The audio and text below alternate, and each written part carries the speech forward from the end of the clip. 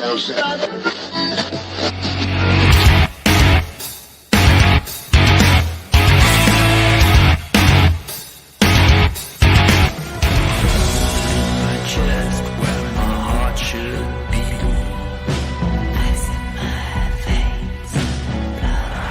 Paranormal Live. Go!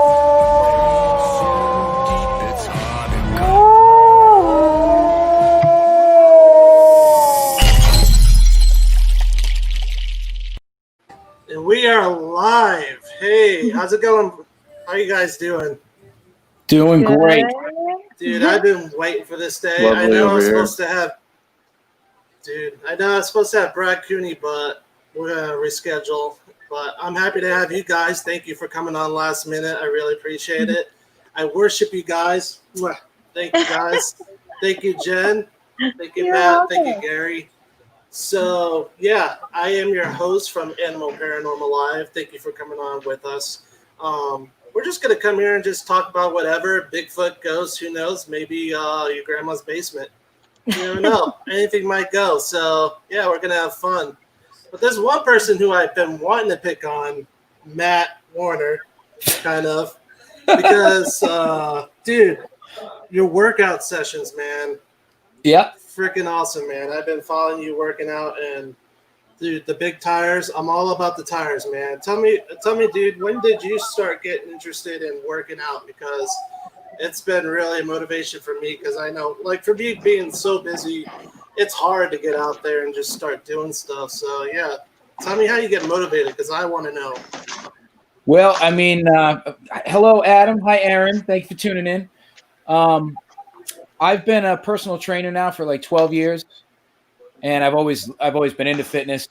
Pays the bills. I run my own business, so that's what allows me to go and travel and do all this fun stuff. Hello, Adam. Hi, Aaron. But I have to lead by example, so I've always enjoyed lifting, and flipping tires is pretty damn primal, so it's a good time. Dude, yeah, I know. I got a big tire in my backyard, and I've been trying to do it, but it's just so hard to get motivated sometimes when you get so busy. I pencil it into my day. I make it a part of my day, and 5 days a week, it's never a problem. But again, I own a gym, so I'd be pretty lazy if I didn't work out every day. Dude, I need to start coming to work out with you, bro. Hell yeah. Let's do it. So, Gary, man, Jen, how are you guys doing? Great. Happy to be here. Thanks for asking me. Awesome. Great. Jen, I know we've talked a couple of times and stuff, and I know your sister, Rochelle, the great Rochelle from Ghost Hunters. The great Rochelle. So, yeah, tell me about yourself. Like, I know we haven't really got to talk that much, but yeah, how did this whole adventure start with you and the paranormal? Well, Rochelle will tell this story a lot when people ask her, but when we were kids, she had an experience where she woke up in the middle of the night. She was about 8, I was 10. We shared a room, and she saw somebody standing at the edge of her bed, and she told our mom about it the next day, and I didn't know about it. The very following night, the same thing happened to me. Obviously, Rochelle and I talked, and we're kids, so we started playing with Ouija boards and doing dumb shit like that, because that's what you do when you're a kid. And then it just kind of went on from there. I've always believed in it. I've always had experiences, and a few years back, I decided that I wanted to find a team. So I reached out to Brian Murray's team, and the rest was history. That's awesome. Yeah. Really cool. Mm-hmm. So, like, do you ever get to go on ghost hunts with your sister a lot? Yeah. Obviously now that they're on the show Ghost Hunters and stuff, we don't get to as much as we did before because they're super busy. But yeah, we try to hunt together as much as we can. She's come to my house. I have a haunted house that I live in, so she's come to my house and we've investigated that. And then we investigated at Ashmore not too long ago, and now again tonight at Mineral. So yeah, we try to as much as we can with the team. That's cool. Now you guys are part of a team called, is it Riverbend? Riverbend Paranormal. Just turn the lock. Sorry guys. I'm here at the Mineral Springs right now. We're doing an event for Ghost Hunters. What question did you ask me, Josh? Sorry. Riverbend, your paranormal team. Yep, Riverbend Paranormal. Brian Murray and Matt Pace founded it back in 2007. I joined, it's probably been about 4 or 5 years ago. And now I'm helping run the team while Brian is off doing his ghost hunter stuff. So, yeah. That's awesome. Mhm. What about you, Gary? How did you start out? Hello. Did you ask me? Because you cut out. I couldn't hear you. Yeah. How about Perfect you? timing. I thought he was giving you the Sorry. silent treatment. Oh, Yeah. how, He does that to me every day. Like he'll like put me on the spot. yeah, He'll be like, "Hey, Josh, we're live." I'm like, "Really?" That's funny. I just gotta no, dress it's like, up in it's a like, big. I don't know. It's like costume delayed and on my just- end. So. So Gary, tell me about yourself, man. How'd you get to paranormal? So I just always wanted to do long nights, no sleep, no water, get dehydrated, and just have a really bad time. So no, really, That happens to me all the time. I just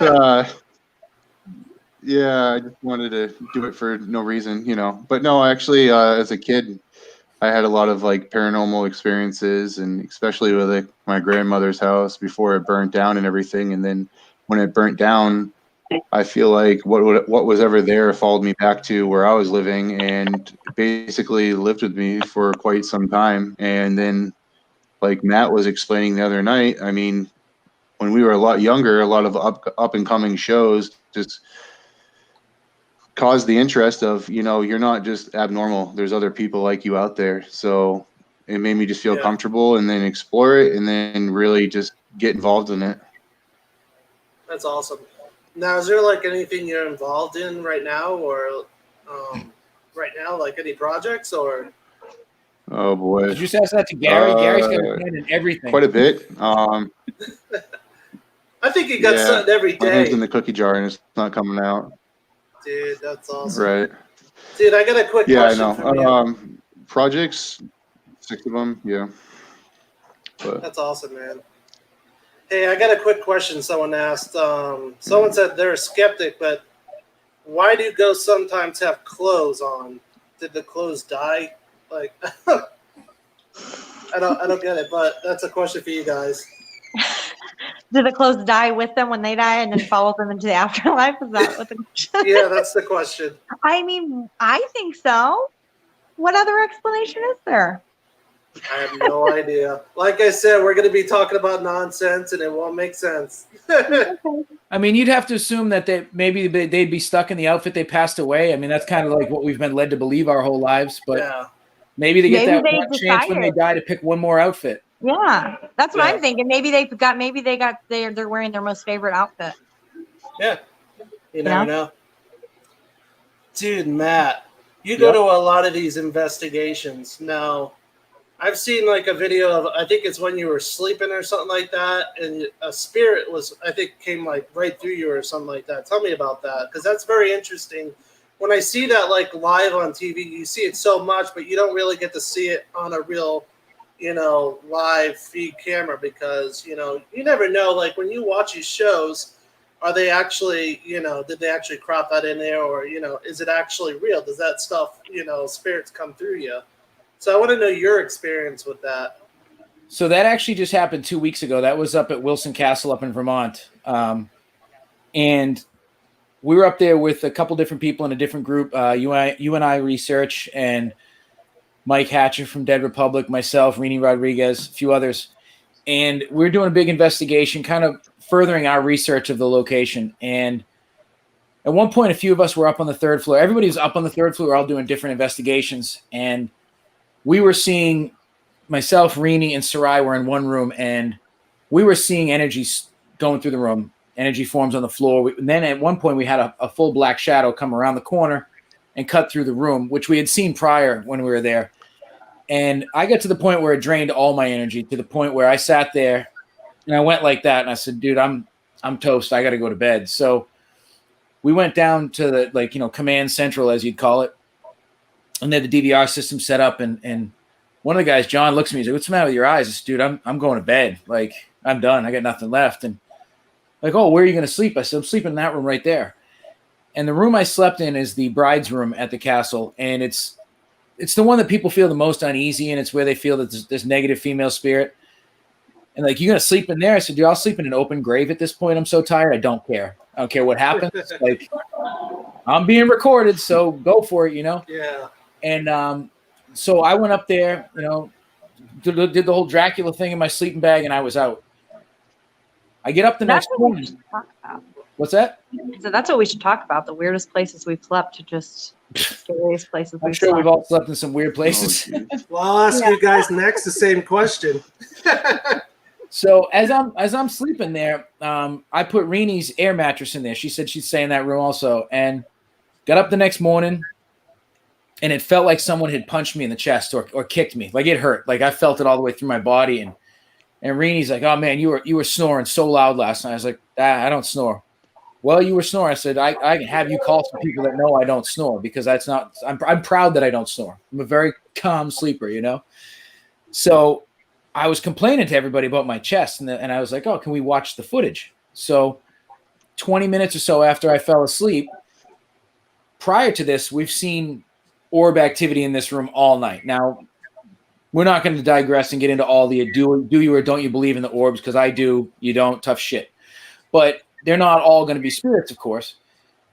As I'm asleep, from the bathroom that's in the room, there's a pulsing, flashing orb that comes out, picks up speed, and then shoots down directly into my chest. Wow. And about 20 or so seconds after that, it shoots directly up out of my chest to the ceiling.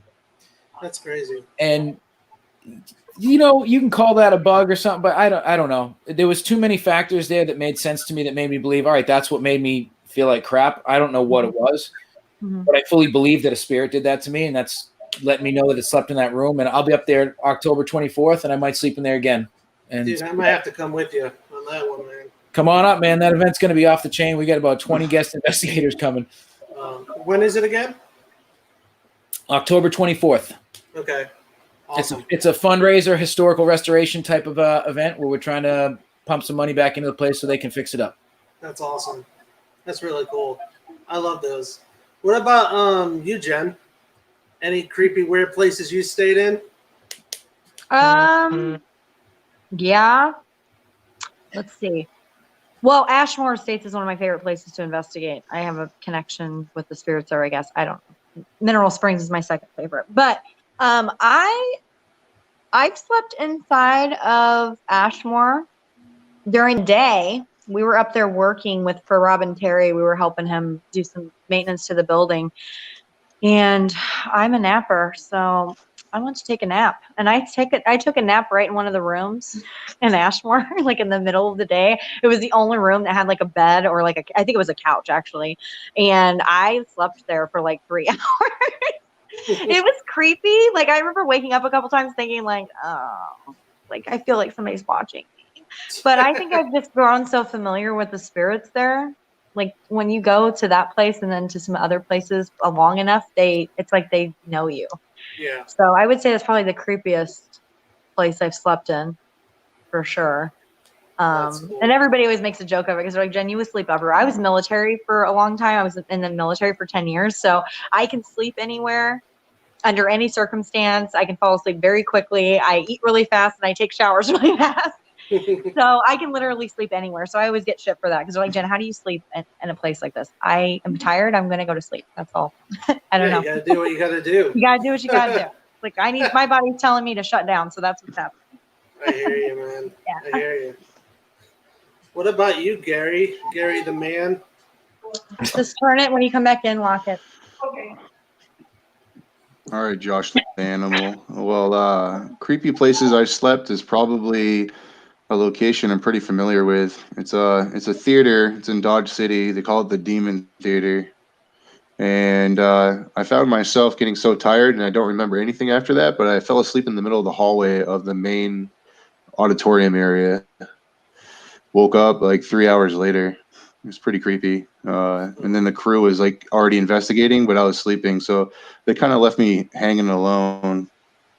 But yeah, I passed right out. Love it when they do Dude, that. didn't like Zach Bagans do that to his Aaron? guys, leave him alone somewhere? It's like, you gotta go Yeah, by I passed out yourself. and they took advantage of it.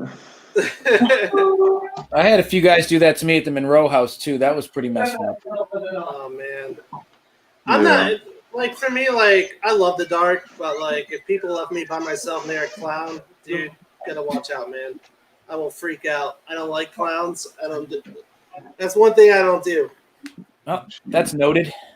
Like the clown hotel, man. He's gonna scare the shit out of you. You've given up your secret. Yeah, that's the only thing. And dolls, man. The dolls are freaky too.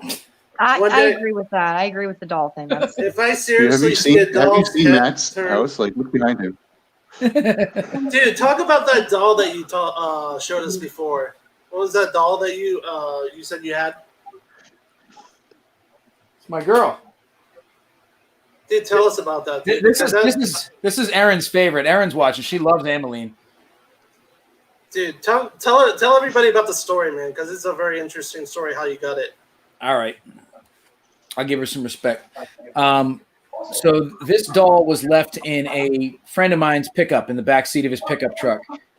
And he didn't realize it was there at first. And one day he came out and this was sitting there. And, you know, George isn't watching. George would be shitting his pants right now, but that looks like a human how much face. he loved Like, Ameline. it's very human-like. It's terrifying. Well, we did some research on this doll, and it was made in the late 50s. It's a series of dolls called Grannykins, and they were made to look like grandmothers, which why you would want that, I don't know.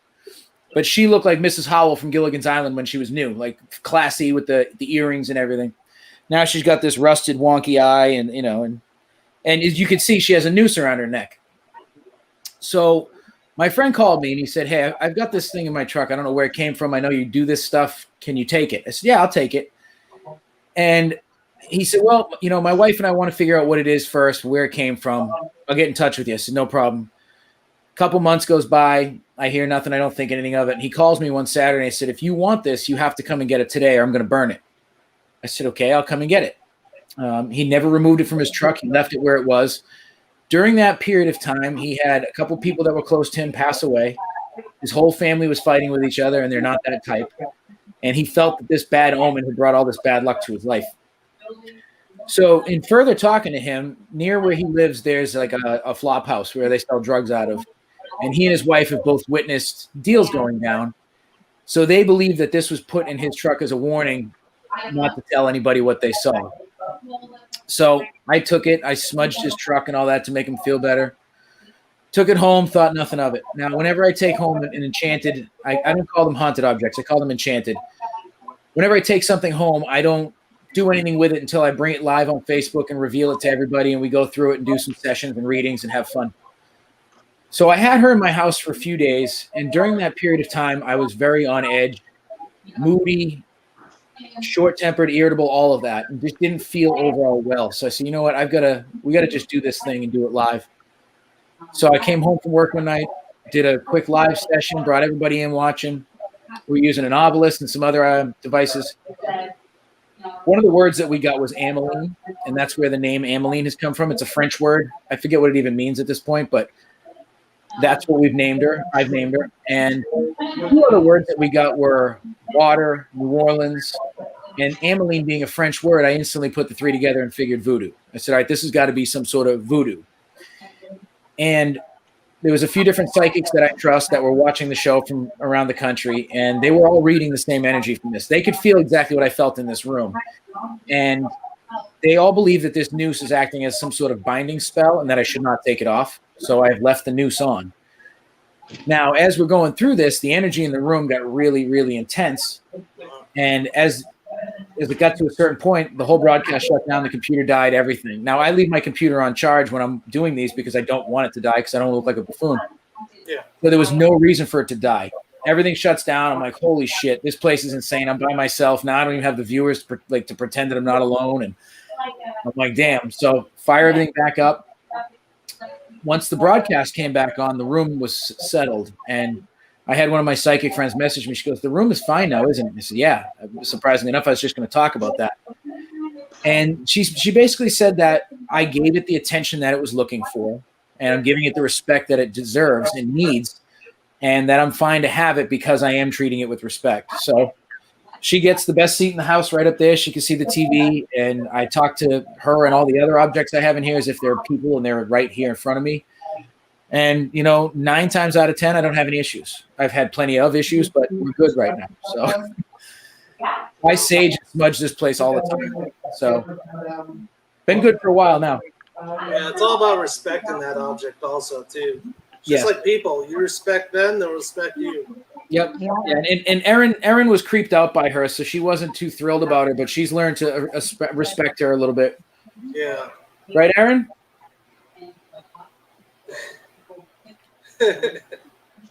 She's gonna kill me later. Dude, watch. We'll be messaging you. I'm like, I will get a message back. Oh, I think Matt got hit. But yeah, I got like 20 or 30 dolls here, like any 39-year-old hetero male would. It's just what I do. Dolls, I got a freaking rocking horse. I get stuff given to me all the time now, and I can't say no. So, hey, Candace. Dude, I'll never forget. I just did an investigation not too long ago at an antique store, and I saw these old dolls. And then there was this one that was so creepy, I had to walk away because if I saw that doll's head turn, I would shit myself, literally. If I saw it, I'd be the first one out of there. Well, I have a couple of them. Their eyes follow you, and they're not supposed to. Yeah. It's like I'll be in one corner of the room, and they just me mugging me, and it's like you stay where you are and knock it off. Yeah. And yes, Erin, you are correct. She has some jealousy issues of you. That's fine. We've determined that, and we've fixed it. So Erin wants me to tell a little bit of the story. Before Erin is more skeptical. So the first time I was revealing Ameline with something that she saw, she's like, "Oh, I don't like her. It's creepy bitch, all this stuff." And I was like, "Listen, you need to respect her, especially if you're going to be coming over here, like, because I can't. You're on your own." And she didn't buy into it. But then certain things were happening here, and then I had one of my psychics asking me, like, because I have this attachment. I get attachments everywhere I go. It's like I'm a magnet for it, and it's impossible to deal with. But she was remote reading my house, and she said, "What is that female spirit? I can't get a look at her, but she is pacing around your house, and she is not happy." And I was like, "Well, it's funny you ask, because just last night we were having an interaction. She said she is not. She is very jealous. She's not happy. You really need to make this right." And I'm like, "I got to live in this goddamn place. Like, what the hell?" Man? So I said to Erin, I was like, "Listen, you need to apologize to her and make amends, and things are going to be good." And she did. She didn't really believe in it, but she did, and it's fine now. Wow. That's really cool, man. You So, Jen. on Facebook. I'm Frank. Hey, I'm on a podcast. Oh my God. Hey, Frank. Come here, Frank, guys. Is that I'll Rochelle? talk to you in a second, okay? Is that your sister and Brian? No, that was Frank. He's attending. He's an investigator, and he's attending the event. He didn't realize that was on a podcast. I try to find somewhere quiet, but it's hard when you have a bunch of people doing tours and stuff. It's okay if they want to come on and say hi. That's cool. Right? Yeah. So what did you ask me, John? Oh, well, I lost my train of thought for a second. So, dolls, yay or nay? I'm you had scared of them. They experience? creep me the fuck out. But you know what? I think they're cool. I think they're cool looking. I wouldn't be opposed to having a haunted doll. I like haunted objects. So, but dolls, like when I was a kid, porcelain dolls used to scare the shit out of me. I'm like, Yeah. why are they staring at me? Why did that one's head just move? I had But an aunt who would make them. I also grew up watching movies like Puppet Master and stuff like that. Hey, I got a question here. What experience convinced you all that is all real? Was there a moment that made you believe in the paranormal?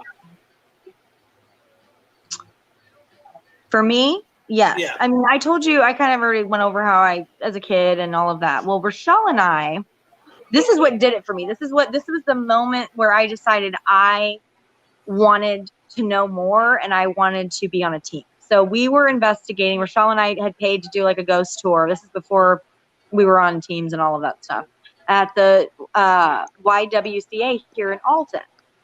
It's a super haunted place, and there's underground railroad stuff that goes through Alton, and it goes through there and all of this stuff. So we went to go do that. We were in the pool area of the YWCA, and I felt like somebody like pushed me a little bit.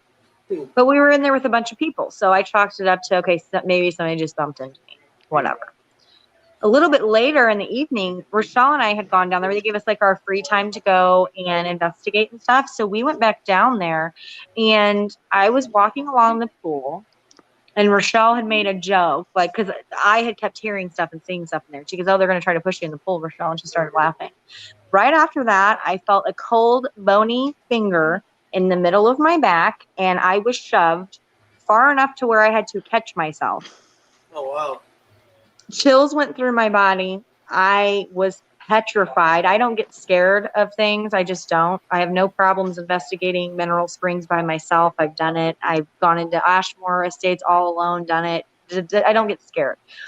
This sent chills down my spine and scared the ever-living shit out of me. I took off, left the area, and then continued to have like a panic attack because I felt like the energy was still attached to me. Like it was trying to scare me, it succeeded, and then it was just going to keep on egging me on.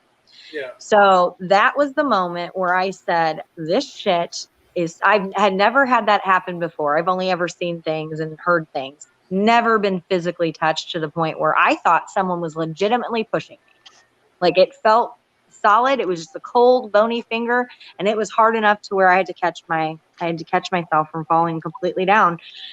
So that was the moment for me where I was like, game over for Jen. Like I need to find a team to be on because I need to know more. Like I couldn't get it out of my head and I haven't been able to since. And that was like 5 years ago. So, Wow. Yeah. What about you, Matt? So the defining moment for me happened about 20 years ago. And I found this location near me. It's about 20 minutes away from me. It's this road. And it was a little paragraph in a book that I read. And this road itself cuts through Native American reservation land, which is just woods. So the first half of this road is a neighborhood in a ritzy neighborhood. It's, $1 million homes, really nice. And then the second half is just a little 1.5 lane wide cut through to another major road. So my friends and I, we had nothing better. We would drive up and down this road for hours. I must have been up and down this place 100 times. Some of the claims that this road had where you would see cryptids, aliens, ghosts, hitchhikers, all of it. Any and everything that you could possibly see that's paranormal, somebody saw out there at some point. So, like I said, we never had anything happen. One night, my friend and I went down. It was the middle of January. It was a warm January, like a 50-degree day. No moisture, anything on the ground, no snow. And my buddy that I was with this night, he was kind of a chicken shit. And he didn't like the idea of being scared. I love that. That's like I run to that stuff. So I also am kind of a dick and I like to mess with people. So he was going to get it that night. And we drove down the road and we were on our way there. And I say, what I think I'm going to do tonight is I think I'm going to stop in the middle of the road and turn the lights off. And he's like, dude, don't do that. Please. I don't want to do that. And I was like, yeah, okay, buddy. So of course I'm going to do it. You don't tell me not to do something like that. So we cruise through the road slow and steady, and the windows are down because it's warm out and it just feels different. What you would do is you go to the end of this road, you turn around so you get a twofer and come back the way you went. You go to the end, turn around, we're pulling back up, and about halfway through the wooded part, I slowly start to put my foot on the brake, and I put my foot on the brake, I stop the truck, and my buddy's like not happy with me at this point. He's like, dude, what are you doing? Don't do this, I turn off the lights, and the second that I turn off the lights, directly in front of my truck on the hood, there's two hands. I saw up the arms, a white gown, and that was as much as I saw before I flipped those lights on and lost my shit. So there was a woman in white standing directly in front of my truck. I immediately put the lights on and I floor it. My truck will not move. It spins. The tires are spinning, and it's as if she is holding this truck. And I'm sitting there, I'm losing my mind right now. It seems like forever. It's probably 5 seconds. It seems like the longest time of my life. All of a sudden, the truck moves, but it doesn't go straight. It goes at a 45-degree angle this way, as if it's just shoved to the side. I'm now fighting the wheel, trying to get this thing to stay on the road. My buddy is screaming his lungs off me. Don't do this to me, dude. Don't do this. And I'm just like, I can't control this. I'm not doing this. I'm not doing this. At about the last second, I'm able to turn the wheel back to the right and get us on the road before I hit a massive tree. And we went through that neighborhood at about 60 miles an hour, and we did not stop until we were back mainland USA on a main road. And I kind of pulled over, white as a ghost, no pun intended. And I said to him, I said, what did you see? And he said, dude, there's a lady in white holding the front of your friggin' truck. And knowing he saw the same exact thing, we had the same exact experiences without talking about it as it was happening. It changed everything for me. And that's when I knew, like, there is some things out there that we are never going to be able to understand without research. And I don't think he's ever been back since then. I've been back. It's been years since I've been there, but that was the moment for me. I said, all right, I'm looking into this further. I know I'm not the complete weirdo that people might think I am now, but that was it. That's all I needed.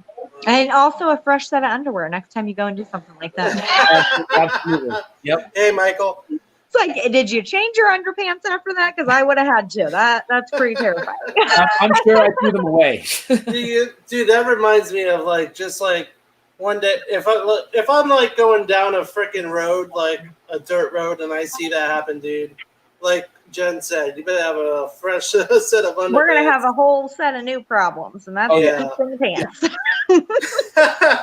Well, Gary's having some connection problems. He'll be back, he said. There's one question on here I wanted to ask you guys, and someone asked, have you guys ever had an experience that led you not wanting to ghost hunt anymore?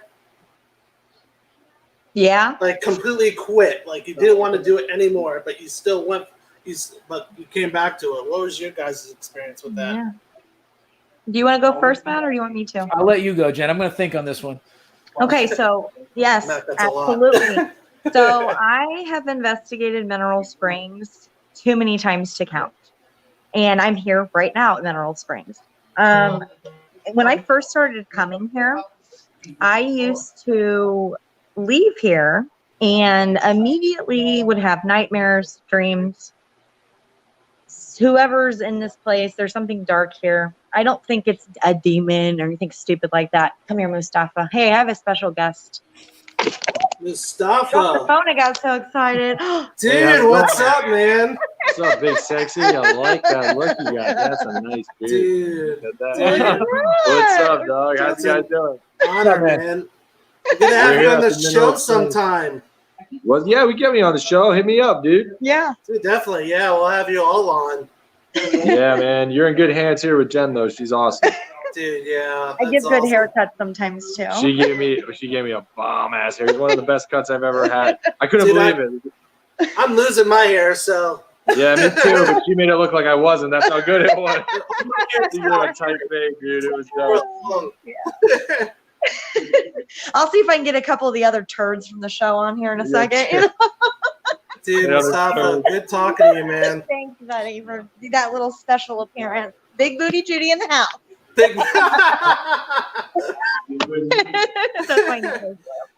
Anyways, so when I first started coming here, I used to get a lot of dreams that I would have, and I'm not the type of person that dreams and remembers. I just don't. I'm a very heavy sleeper.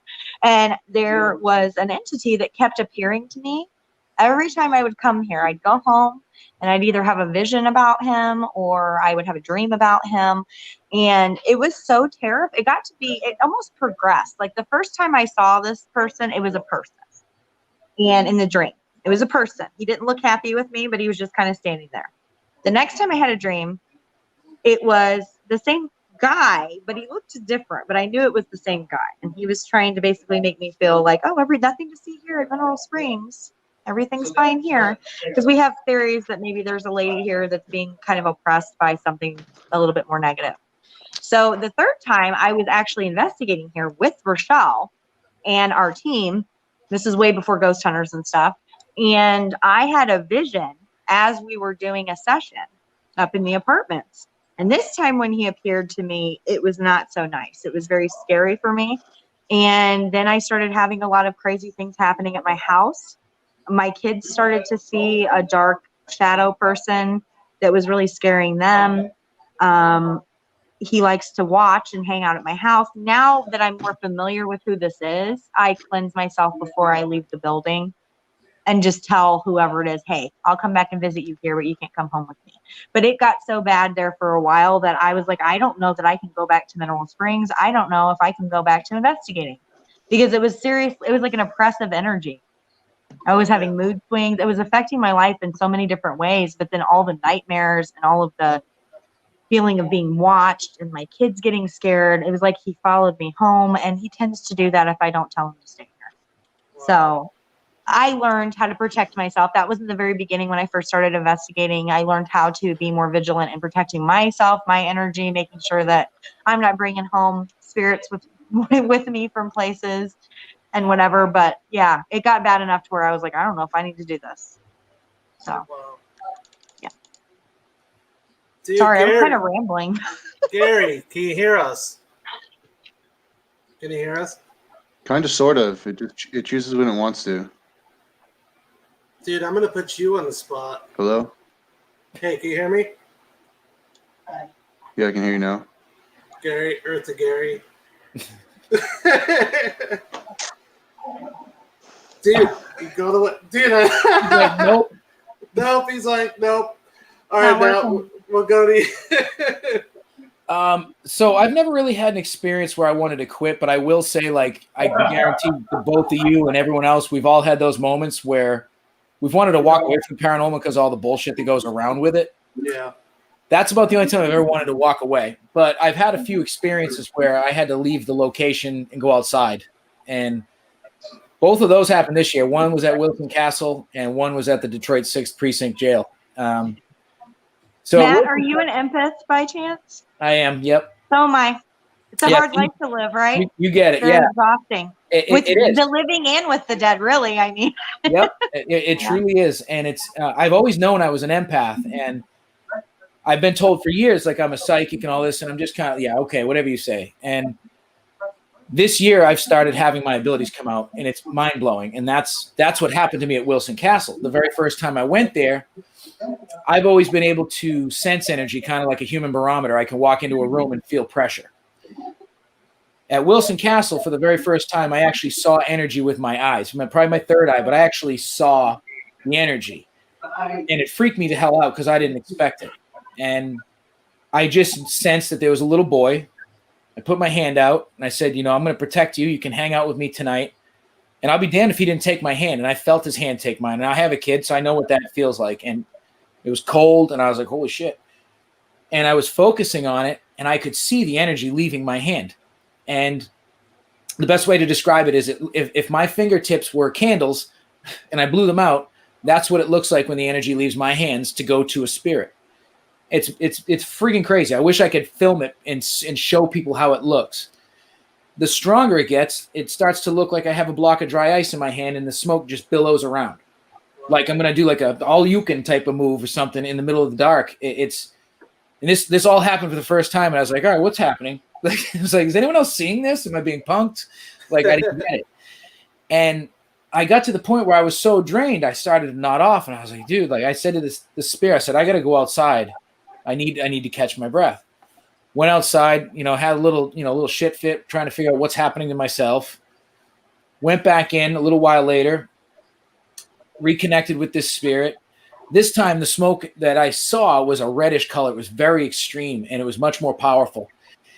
And this drain this time was even stronger. And I said, listen, I got to go. I can't do this right now. You're taking all my energy, and I need some to survive the night.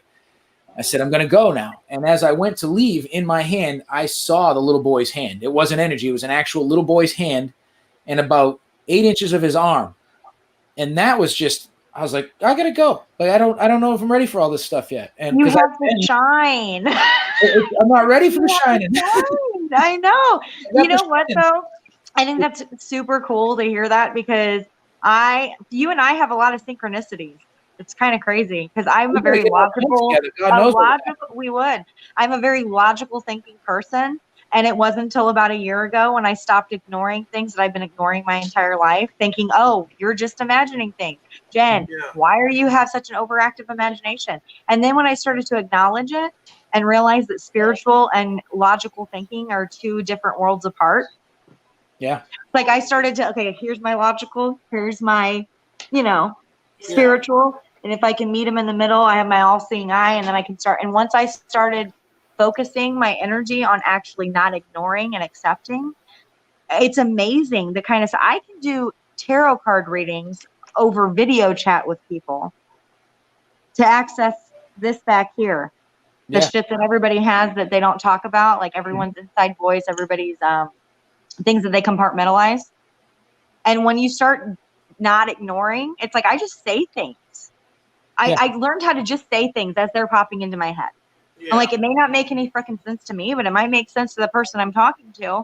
And if I had $1 for every time that shit was right, and I'm like, man, if I would have started doing this so many years ago, and like not ignoring things and not trying to talk myself out of who I am, you know, it's crazy. We have a ton of synchronicities. Okay. Like I don't know. I just think it's kind of cool. It's like a new friend I just made. I'm ecstatic. And this all came about this year.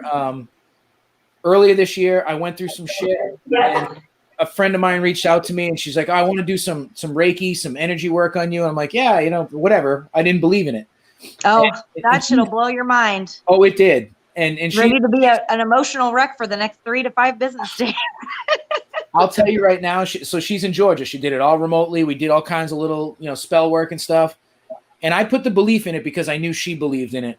Yeah. And I'll tell you, she stripped all this negative energy off me. I felt it come off my body as if I like a weight was lifted. And I was like, what the frig's going on here? And ever since then, each day got a little bit better. And I wake up smiling and happy, and people are like, what's the matter with you? Because I'm just not that person. I am now. Yeah. But I was like, I don't know. And I'm now that earthy, crunchy weirdo that I used to make fun of.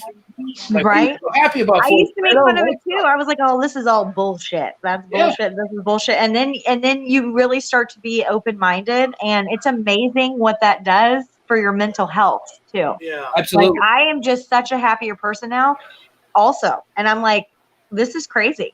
Happy, it doesn't seem like it makes sense, but it does. I'm a spiritual person now. I was never before, but I am now. Yeah, I'm a believer in that stuff. I didn't used to believe in it, and my whole life has been changed in just a year's time once I started to accept and recognize and pay attention. And now I pay attention to things that I would have never paid attention to before, and I'm sure you do too, Matt. And it's crazy. The same path. Yeah. Mm-hmm. Question, guys. What is the best video evidence you've guys ever gotten? Probably that orb going into my chest just recently. Honestly, that was, I mean, that lined up with everything that happened to me so well that I can't question it. I have to just accept it for exactly what it was. That's the one I'll go with. What about you? I'll go with, and can it be photography and stuff too? Yeah, I would say the one that, though I would say the one that I was really like shook by. Another time that I was at Ashmore, our team goes there a lot and helps Rob and Terry, the owner, like do repairs and things like that. And me and Brian were out there a couple years ago, pouring their concrete pad and stuff that they have right in front of their bunkhouses. And it was the middle of the day. Oh, look at this, another special guest. Brian. Dude, what's up, Brian? How's it going? All right, it's not a Raven's hat. We're good. Yeah, I just need to come barge in. Oh, you're okay. I told them there'd be a special guest. This is my bestie. How are you guys doing? Dude, I don't see a Patriots hat on. It's not a Raven's hat. That's all that matters. I thought it's golfing. It's even gayer than that. You ran away so fast. What's wrong with you? You know I'm all Baltimore. Anyway, so you guys take care, man. I'll see you soon, hopefully. Yeah, no, like we're doing the thing like Rochelle. Another special guest coming. I'm just gonna keep bringing them on. Dude, Floof your hair, Sissy. Floof it up. There's the Sissy. Hey, what's up, Rochelle? What's up? What's up? How's it going? Pretty good. I'm super excited to investigate. Sorry that we couldn't be on. I wish we could be there with you. They're celebrities now, Josh. They're busy. They have to teach. They have to show these people and hang out with them. Once in a blue moon, I'm busy, and you just happen to pick the blue moon. Normally she's in sweatpants and we're drinking coffee and stuff. And bullcrap Cheetos in my bean bag. Coffee sounds good right now, man. Coffee. I got real pants on tonight. So. The ghost hunting pants. They're getting down to business. All right. It's good talking to you. I'll see you. Good talking to you, Rochelle. See you later. The message you sent, yes, we're good. All right, cool. Okay. Awesome. Bye. All right. There you go. That's your Christmas present. Don't say I never gave you anything. Okay, it was 3 of them. Anyway. What were we talking about? Oh my gosh. Oh, photography. So I was at Ashmore Estate and we were pouring the concrete pad and it was real hot. It was like in the middle of July or something. So it was the middle of the day. I went inside to go use the restroom. And for some reason I was drawn down the hallway. I started looking down the hall on that first floor. I don't know why, I just did. And then I was like, I'm going to start taking some pictures because I thought I saw like a shadow or something. So I'm like, I'm just going to start taking some pictures. Yeah. Shit you not, I took like a burst of like four or five pictures. And in one of the pictures, there is a tall shadow person standing at the end of the hall, daylight. You can see him there and then you don't see him in any of the other shots. And that was probably one of my favorite ones because it was like a full bodied. I mean, and there were claims there too on that level of a really tall shadow man. And this thing was a tall shadow man. So it was exciting for me because I'm like, okay, not only does that fit the claim that's down here, but I got to see it. I took pictures of it and I was in there by myself, not even ghost hunting. I was just there working and stuff. That's whenever Ashmore is awesome, is in the middle of the day. We get so many crazy things happening there in the middle of the day. I love that place anyways, but daytime, there's all sorts of crazy shit going on. When we were just out there for Brian and Rochelle's event a couple weeks back, we stayed in the bunkhouses. The next morning, we were up pretty early. We were outside smoking cigarettes and drinking coffee. And you could hear furniture being moved around inside the building, like heavy furniture, like chairs dragging and everything else. And every time we were trying to have a conversation, it just kept happening. And it was really, really cool. So that place is awesome. But yeah, that would be mine for sure. Have you ever experienced anything being thrown at you, like an object or anything like that? Yeah. Mm-hmm. Yeah. Rocks. Rocks? Oh, wow. You're at Mineral in the sub basement, which is the basement beneath the basement. So you already know, like, that place is creepy as fuck. But that's one of the claims. And if you guys watched the episode of Ghost Adventures when they were at Mineral Springs, they had the same thing happening on the show too. Was that the one in season 2? I don't know what season. It was on Ghost Adventures, not Ghost Hunters. Oh, okay. When Zach and all those guys came down here, they were having that happen too. And then, yeah, I mean, I think that's the only time I've ever had something thrown at me. Rocks. Wow. With no apparent source. I mean, you're thinking you're expecting to see a ceiling that has old rock falling off of it with the way it sounds, but there's nothing. That's why it's always interesting because it's like you can't find the source of it. You're just like, sounded like rocks were being thrown, but you don't see any. So yeah. What about you, Matt? Surprisingly enough, the same thing. Rocks, like not boulders, but like pebbles and things. Pebbles. It's always like little tiny ones. Yep. Yeah. Yep. It's crazy. No reason. Yeah, I'm waiting for Bigfoot to throw a rock at me. That's what I'm waiting for. If Bigfoot throws it, it's going to be a boulder. Dude. Yeah. It's going to hit you in the melon and then. Dude, one day if I ever run into a Bigfoot, man, I'll be the most happiest person in the world. Me too. I want to go on a Bigfoot hunt. Why are we not doing this? I want to go on a camp out. I want to go on a Bigfoot investigation. Like, I love all things weird, supernatural, paranormal, to include cryptozoology, and I'm like UFOs. Super interested. Let's do it. Who better to spearhead it than Animal? Dude. I mean, the name says it all. It does. And the one thing that I find super interesting about big feet. Well, I got big. Is that you can find claims everywhere. Right here. You can find claims everywhere across the country, across the world. We have people, there are Bigfoot sightings in the town that we live in by the cliffs and stuff, and all the bluffs over here in Alton.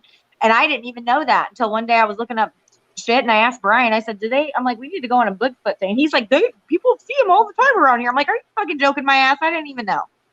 Yeah. We could have been doing this the whole time. Man, I would like to experience. That's the one thing like that's on my bucket list is just go out and sit in the woods because I'm a hunter. So I'd like one day if I'm hunting, I'd love to see a Bigfoot coming past my stand. I'd definitely jump off of it and tackle it. Yeah. Give it a big bear hug.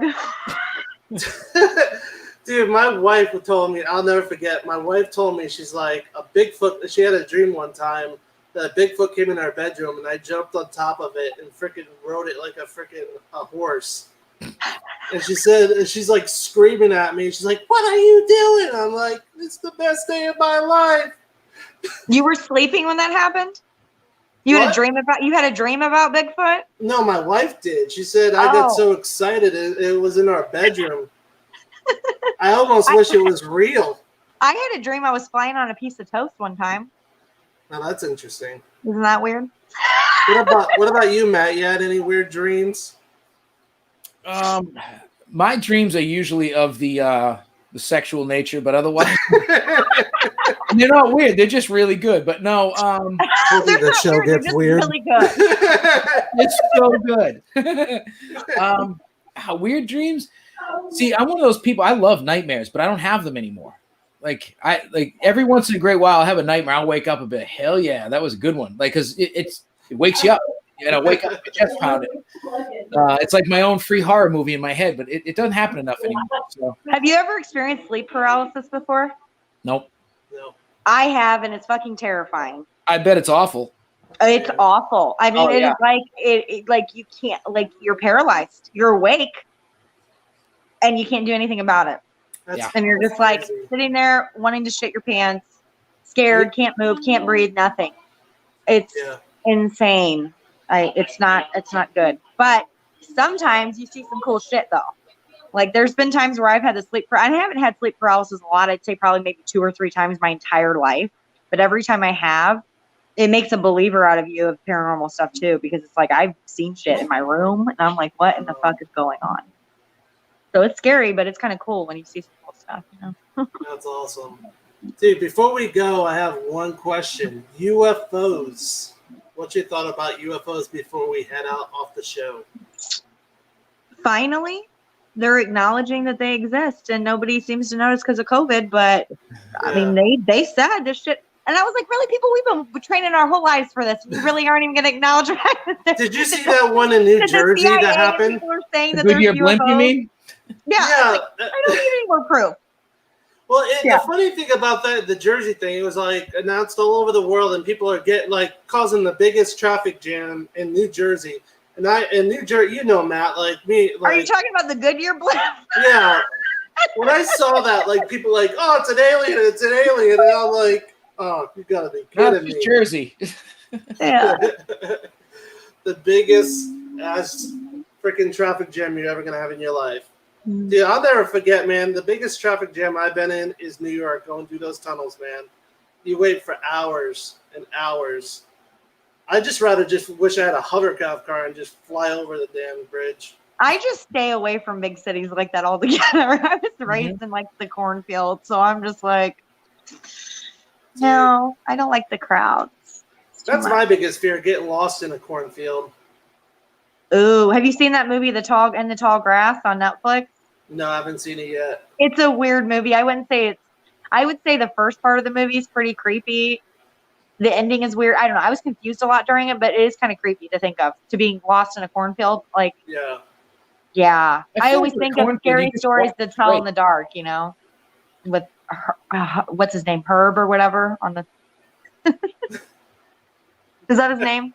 Do you know what I'm talking about, or am I just? I have no idea. You're on your own. Scary stories to tell in the dark, Matt. Oh, I don't remember his name. Scary Stories. Is like the book. Yeah. Herb. Didn't they just come out with a movie or something like that? They did. And I would say it's the equivalent of like a Goosebumps movie. Like my kids watched it, they weren't scared. But the book, as a kid, I used to read the book, and I loved the books because they were not only scary, but also they have the best illustrations ever that are also terrifying. And Herb, I'm pretty sure it was Herb, was the story or something, and he's a scarecrow. I forget his name. Always scared the shit out of me as a kid, and that's why I would say I creeped out by cornfields now, because that's what I picture is like Herb sitting there on a stick looking at me. I think Jeepers Creepers more than that. Dude, Jeepers shit, Creepers, man. That was awful. The creeper would scare me. Awful, good, awful, like scary, awful. But dude, going back to the Scary Story show, dude, you remember that? Was it an old lady who puffed up freaking big and in the hospital? The what? At the hospital, the big fat lady. Yeah. Dude. They did a great job in the looks in that movie. They nailed the illustrations. Oh yeah, they did. My favorite one out of all of them, it's actually one that I like to scare my kids with because I think it's funny. I actually read my kids these stories Mm-hmm. Like we had a camp out in the backyard during COVID and around the fire, and I was reading the stories, and I like to do the voices and stuff. And the one that scared the shit out of them the most was the big toe. Yeah, I remember that one. The big toe. And I still, well, they'll ask me, what are you making? I'm like, big toe stew. And they're like, ah! They hate it. But it's funny to me. I think that shit's funny. I like scaring them. Guys, before we go, we have a couple of minutes left. People who are starting out in the paranormal, what do you have for them? Give them some wisdom. Like, You first, Matt. I feel like I've been babbling. Well, we've touched on this. I've been hanging around with Josh every night for like 6 weeks at this point. Dude, we're best buddies, man. It's all we do now. This is all we do. Yeah, and my advice will always be just don't buy into the hype of everything and just ease into it and listen. Do it for fun. Do it for yourself. Don't try to impress others. Do not waste all your money on equipment. You've got to. You don't need it. You don't need it. It can take video. It can record things. Like you don't need all that stuff. The No, only thing you need is your body. Yep. it's your best tool. Mm-hmm. My advice would be don't believe what you see on TV. Mhm. Also, be prepared to sit around in a dark room for hours being bored as fuck. But that moment when you have a good EVP or you have some good evidence, that's what keeps you going, and it makes you thirsty and hungry for more every single time. I will sit in dark rooms for hours. The rest, I never say no to an investigation. Yeah. But I It's think very- a lot of people think that because they see it on TV, that there's just these super active locations that are active nonstop. Sometimes that does happen. I know Mineral is one of those places, but there's also moments where nothing happens at very active spots. I went to Monroe House last year and hated it. And nothing happened. I was like, wow, this is a fucking drive, a shitty drive in the rain and the road construction. And I get here and I'm like, nothing's happening for me. And I'm very much one that feels, and I didn't feel shit. I'm like, I could sleep here by myself for 3 days and be just relaxed and fine. But there's other people that go there and have really crazy experiences. So I think being patient and knowing that just because something doesn't happen, these ghosts they're not going to just perform like circus monkeys. You have to respect them, be open-minded. Don't open yourself up too much, but be approachable just like a living person. Living people want to go approach people that seem approachable and friendly. So if you're looking for an experience, be patient, be open-minded, and just be normal. Yeah. Be open to it, be sweet, and they'll come and talk to you. Yeah, patience is a big thing, especially in the paranormal. You're going to have a lot of patience because if you just think it's going to come out like that, it's not going to happen. It's like fishing, but with ghosts instead of for bass, basically. Yeah. Without bait. No Without bait. bait. Yeah, and no bait. And it's dark, and it's probably hot, and you're probably hungry and thirsty and need a cigarette break. All Yep. All of the above. all the above. Awesome, guys. I love you guys. You guys are awesome. I had a great time. Jen, Thanks for having thank us, buddy. you. Matt, you're awesome. Both of you guys. Thank you for having Matt and Rochelle and Mustafa on the show. Yeah, no problem. For a quick Merry second. Christmas. It's an early Christmas. Yeah. So tell those guys we said hey, but I will. thank you for catching us on the Animal Paranormal Live. We'll see you guys soon. Bye. easy. Bye. Thank you. See ya.